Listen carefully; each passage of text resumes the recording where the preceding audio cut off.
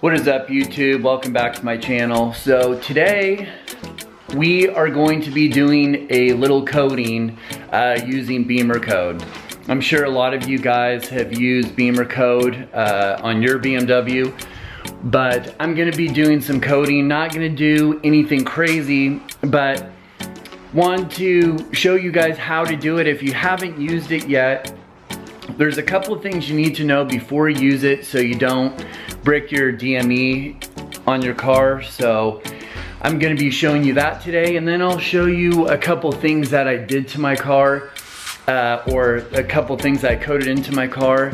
And there's one thing that happened which I thought it was weird, and I thought maybe there's a glitch in the app, but it's one of those things where sometimes when you go to code your car, well, specifically for BMW, but when you go to code your car, if your DME does not have a particular setting or a logo loaded into the DME, it will be unavailable and there will be like a place marker.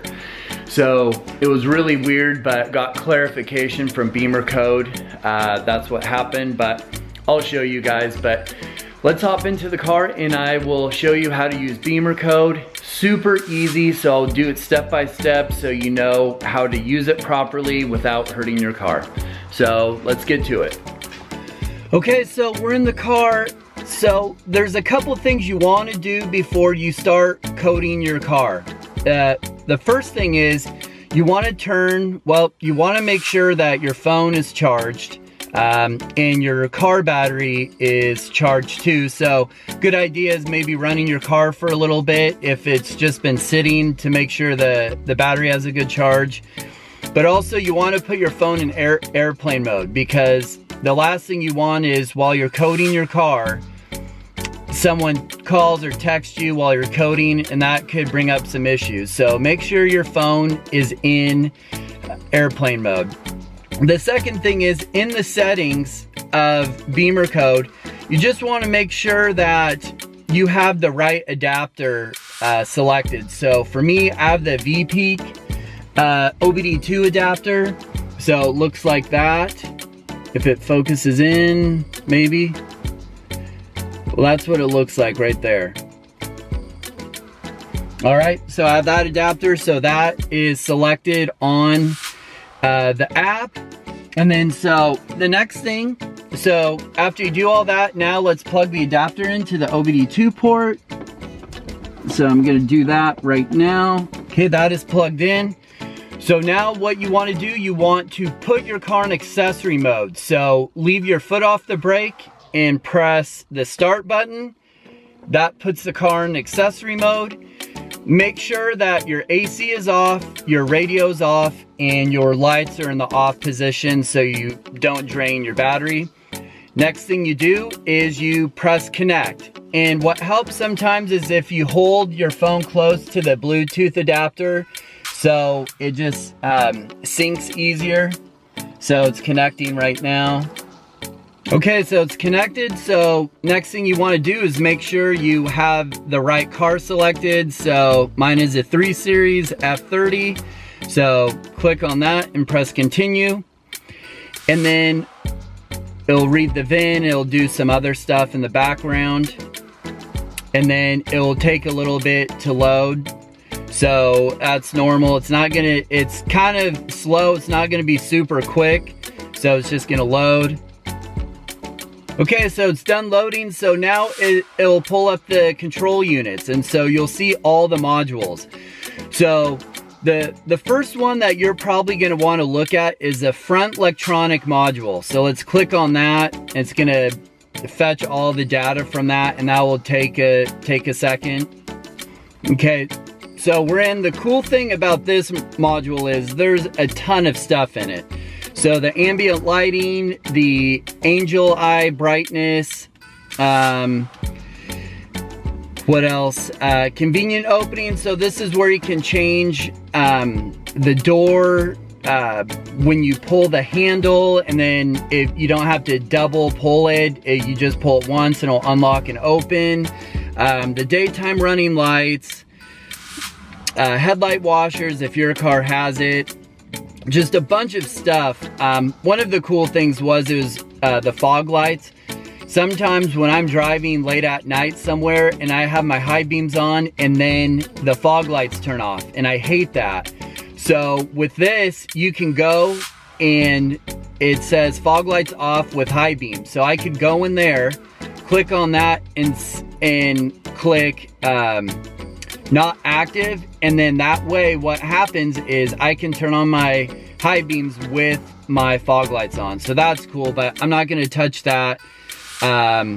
But you can change, if you have heated seats, you can change the temperature. I mean, you can do so much in this module, but the one I want to go to was the instrument cluster. And this, I kind of wanted to share with you guys because it was kind of interesting. When I went to this and coded it the first time, I was super excited because obviously I like the M340i logo and it looked cool. I have a 340i and blah, blah, blah. And then this happened. And if you can see,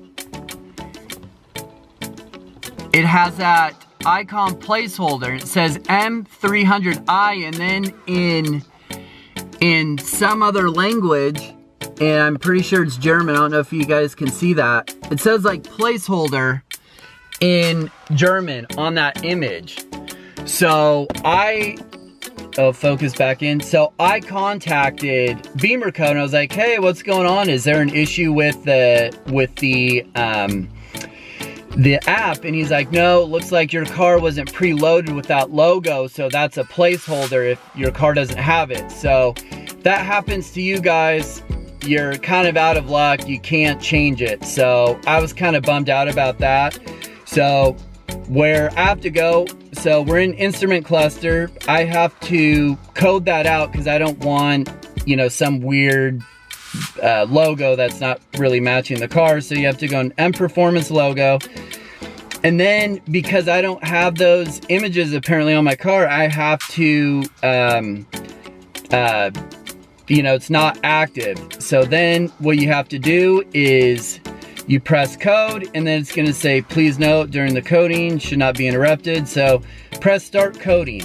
And so this is what your car is gonna do when it starts coding. So just so you guys can kind of get a heads up, because your car will restart, it'll do that, and it's all normal. Okay, so as you see on the app, it's restarting clear codes. Okay, so coding was successful. So now what you do is you want to then turn your car off. So turn it off, leave it for 15 seconds, and the app will still be running. So don't worry. So the app will still be running. You want to reset your car, or you want to turn it off for 15 minutes, or 15 seconds. So, okay, that was basically 15 seconds. So now we'll turn it back on. It will start up, and then I'll show you that image that I coded out now because my car doesn't have that. It will come back in a second. So let's see. So right now it says set time and date. It'll link to my phone, so that automatically updates when my phone gets turned on. But you'll see here in a second. So now there's no logo there because, again, for some reason my car does not have those logos loaded, so I can't do anything about that. So, which is a bummer because I really wanted that M340i logo there, but oh well. So that was one thing. So that's how you code. So super easy. The one thing keep in mind, so each module, so I showed you the front electronic module, now we're in the instrument cluster module. when you're in each module, you can code multiple things in each module at a time, but you can't go into a module, change things, and then go into another module, change things, and then code. That's where you can break your DME, so you do not want to do that. So, but the other thing that's cool about BimmerCode is that if you retrofit your car, let's say, you know, if my car didn't have sport mode or sport plus mode, and then you got all the stuff to hook up your car with sport mode or sport plus mode, you would use this app to retrofit your car, so it would allow you to use those electronics, so which is really cool. So, but since my car has sport mode, it's active, and you know, I don't need to do anything there. So that's kind of cool. So as far as the head unit goes, it's kind of talking about that big screen. Again, if you don't have that big 8-inch LCI screen, you have the smaller one, you would use this app to retrofit your car with that screen. So that would help with coding. But let's go into the head unit and look at some stuff. There's one really cool thing that that I did, and I love it. It's because it has to do with that Beamer chime, which is super annoying, and so this was really nice to kind of code out. But so what I'm talking about is the warning chime, and so I coded my car with the Rolls-Royce warning chime, and it is so much better than the BMW warning chime. So I would highly recommend doing that because it's way more pleasant. So that was one I loved. But and the starting animation.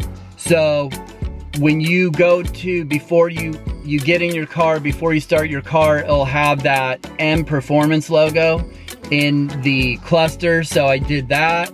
That looks good, and I'll show you guys that.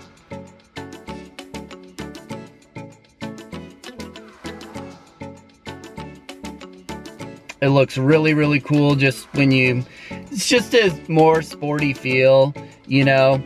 But there's a bunch of different things that you can change, and it's all based on what your car came with from factory. Because again, sometimes when you look at all this stuff, you know, if you do code it, it might not code to how you want it, just like kind of that logo. My car doesn't have the logo, so I can't use the logo. But the last thing I want to look at is the rear electronic module, because the one thing I really love is when you go into hard braking and the brake lights flash and then they go solid.